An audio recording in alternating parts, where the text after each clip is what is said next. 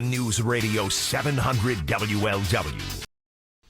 As of right now, about 190 million people, about 57% of the total U.S. population, have received at least one dose of the vaccine.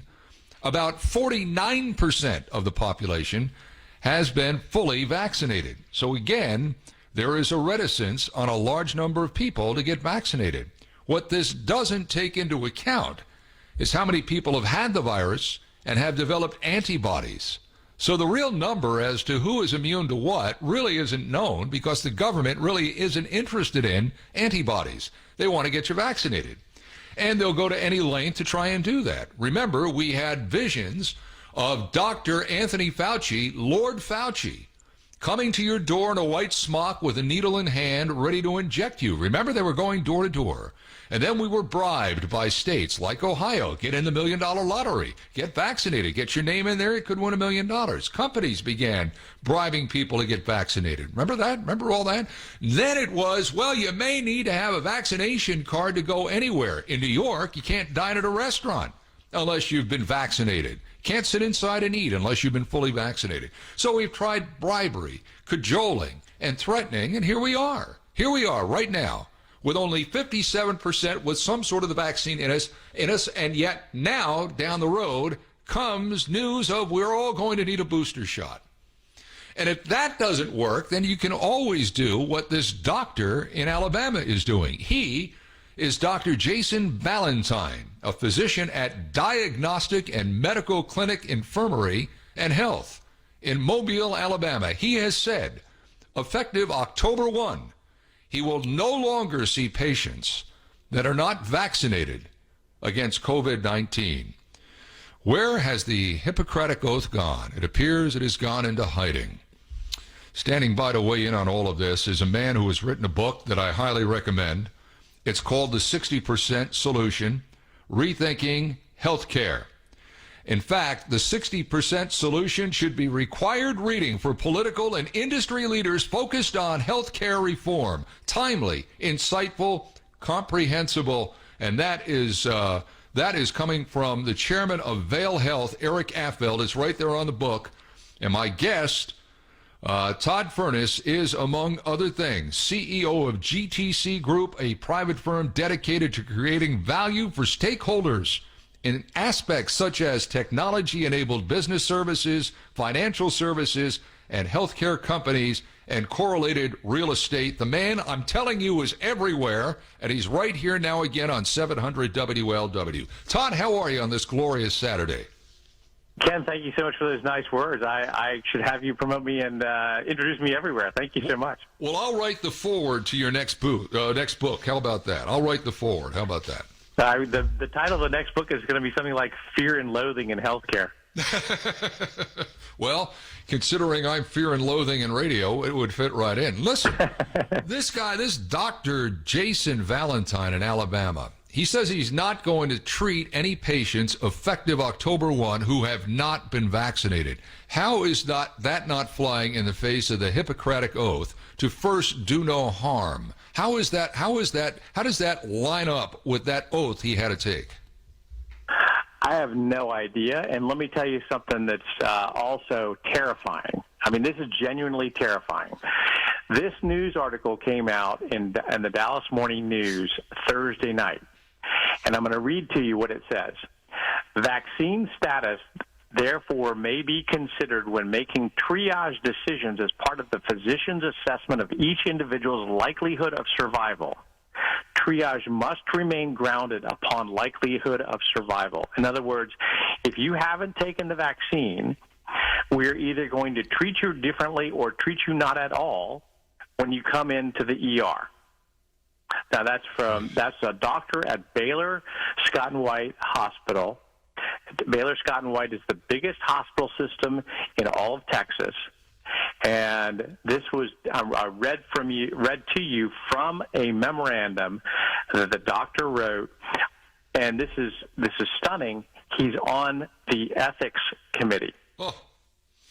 How are they allowed? I mean, I get the fact that people who aren't vaccinated are at risk of being infected with this virus to a greater degree than people who are vaccinated. We were told, get vaccinated, you don't have anything to worry about. Well, now we know that's not true. But still, if you're not vaccinated, you have a greater risk of contracting the disease and quite possibly passing it on to others. I mean, I totally get that. But, you know, if this was leprosy, would this be something that would fall in line with the Hippocratic Oath? If this was some sort of communicable disease, C. diff, or whatever it is, would that fall in line with the Hippocratic Oath? I think it would. Well, what makes this special? Well, what I find interesting is, you know, I'm old. I'm much older than you, I'm certain, Ken. But you know, we didn't do this with AIDS and HIV. We didn't do this with Ebola or SARS. Yeah.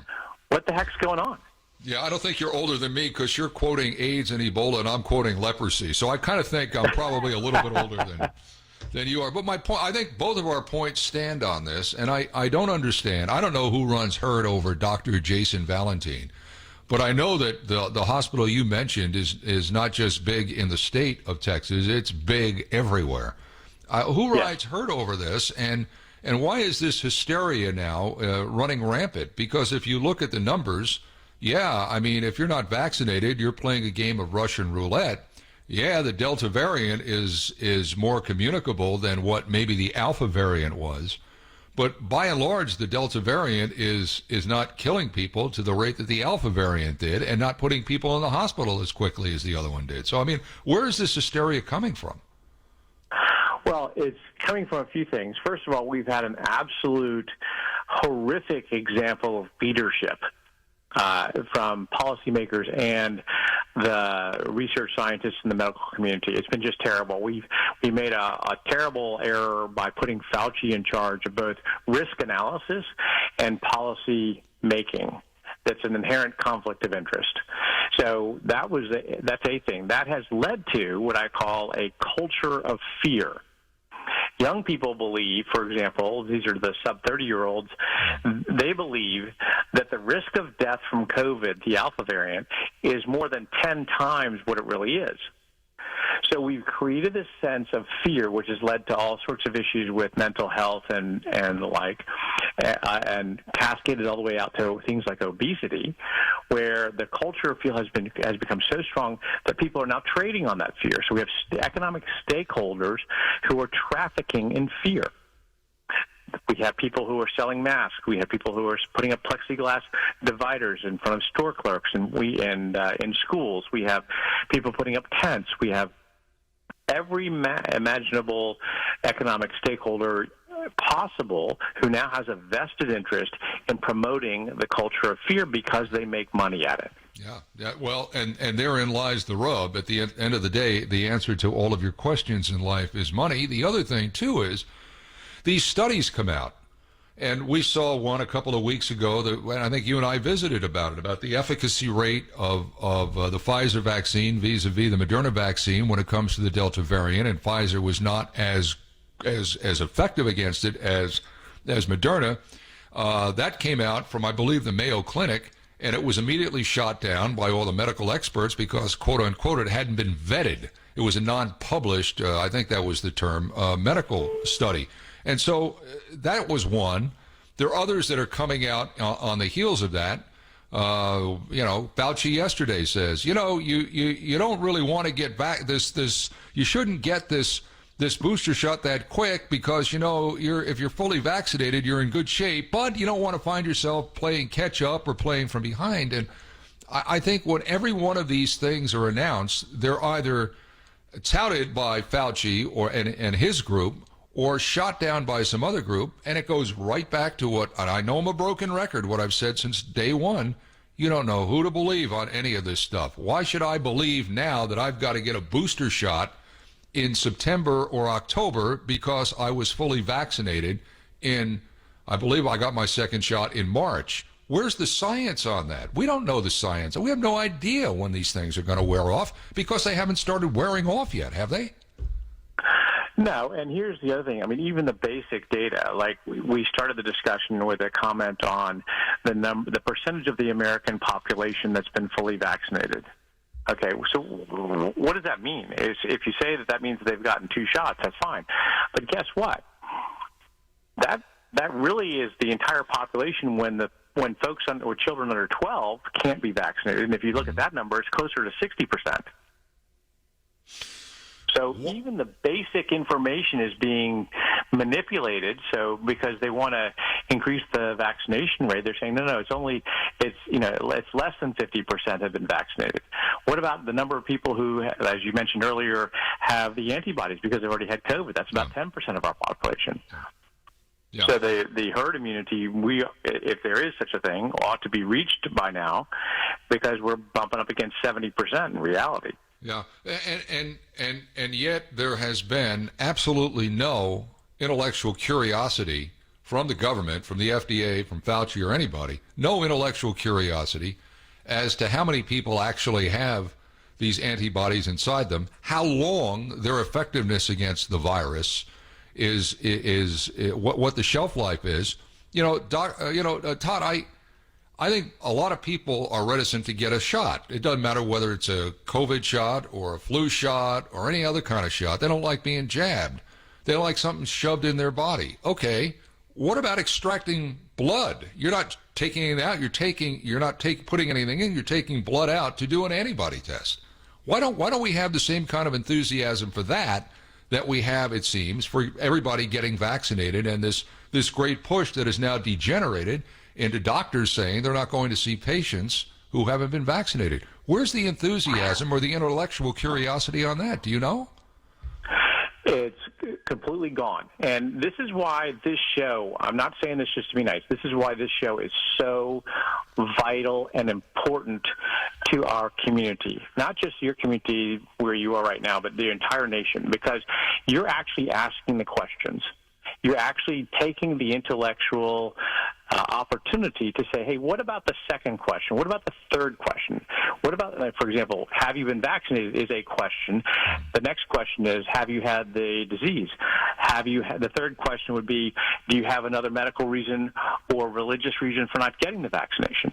Another question would be, are you pregnant? So, for example, a study came out that said that the women getting the vaccination in the first trimester of pregnancy increased their rate of miscarriage from 10% to 80%.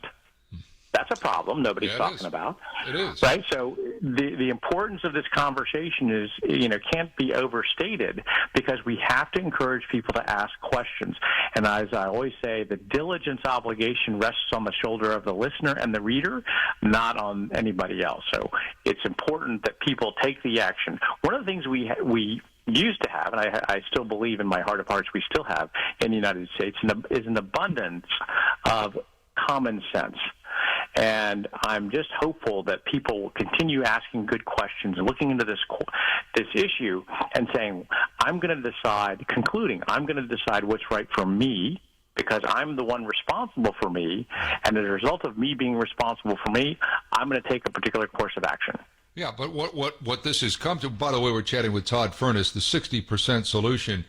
Rethinking Healthcare is his book. I urge it for anybody that has any interest in the way the healthcare system has gone off the rails in this country.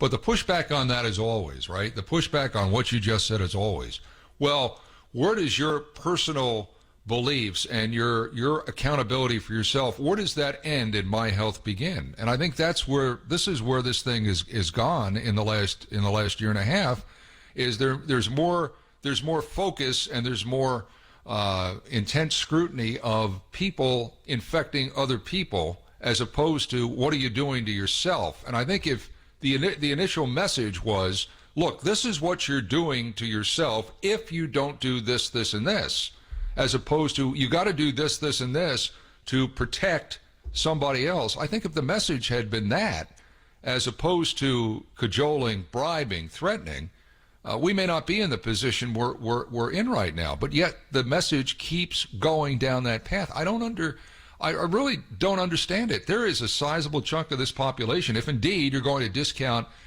people who've already had the disease and antibodies and people that are under the age of 12, and you're just going to lop them into the general number of American people that there are out there, 330 million or whatever, you've hit a wall. It's not going to it's not going to get any bigger or greater than that number. You're not going to open up restaurants again in New York. You're not going to avoid lockdowns in places like California and other places if indeed the only goalpost is injections. So, again, I don't know what the end game is here for the FDA or the federal government.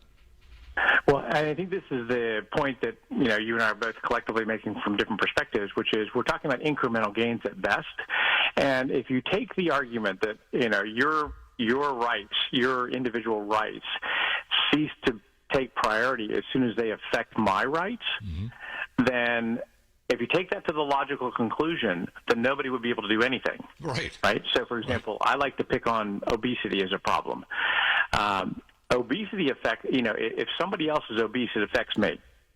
It affects me when I'm sitting on an airplane and they're hanging over their seat into mine. It affects me when I have my insurance costs because I'm paying for them to be in the same pool as me and their risks are higher. It affects me when we're looking at COVID because according to the CDC, 78% of people who are intubated or died from COVID were obese. Okay, so does that mean that now all of a sudden that your obesity has to be subordinated to my rights or the rights of the collective? And if so, what does that mean for that individual who's sadly suffering from that problem? Yeah, no, you're dead on. You're dead on. And I think that's the great dilemma and the great question we have now. But again, my point is we've obviously arrived at a point where we've hit a brick wall. And I don't know how we get by the wall, either through more people getting vaccinated or the FDA approving that. Maybe that's the next step. Maybe that's the elixir. I don't know what it is, but I do think that the way we're garnering, the way we're gathering our numbers here, I think is kind of off kilter a little bit because we're ignoring a very vital stat because it doesn't fit the narrative, or because we just are too lazy to go ahead and start doing that kind of research. I don't know. You and I could go on forever, but I love talking with you, Todd, and I love your book, and you know how much I think of you, and we'll do it down the road. Stay well. We'll visit down the road. Thank you, Todd. You too. It's always a joy. I can't wait till the next time.